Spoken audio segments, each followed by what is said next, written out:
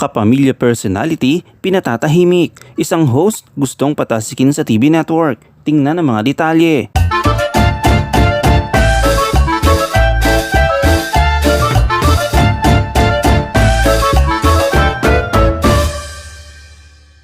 Ibinahagi ng talent manager na si OG Diaz na may mga taong nais siyang patahimikin hinggil sa pagsasalita sa di umano'y breakup ni Catherine Bernardo at Daniel Padilla.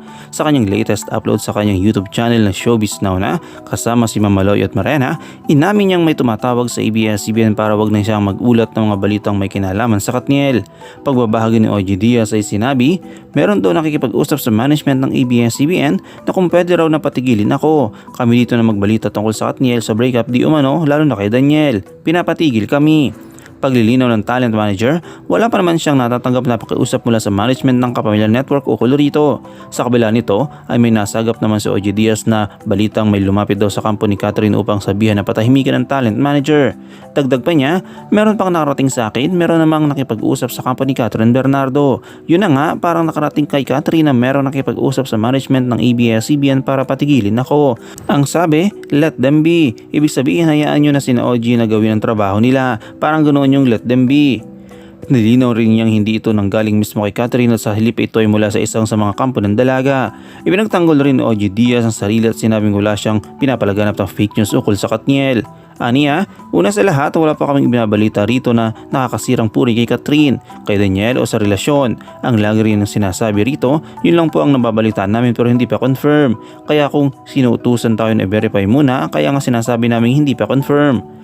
Matatandaang nagtrending si OG Diaz sa X na dating Twitter matapos itong ibalita na hiwalay na ang Katniel at dawit rin sa issue ang kapamilya actress na si Andrea Brillantes.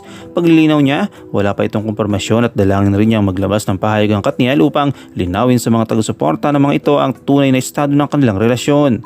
Samantala sa ibang balita ay nagsanib persa naman ang taga-suporta ng kapamilya star na sina Vice Ganda, Catherine Bernardo at Daniel Padilla sa panawagan na tanggalin sa TV5 si Christopher Min. Ito may kinalaman sa mga inilalabas na balita ukol sa mga naturang artista sa kanyang programang Christopher Minute, pati na rin sa kanyang YouTube vlog na Showbiz Now na.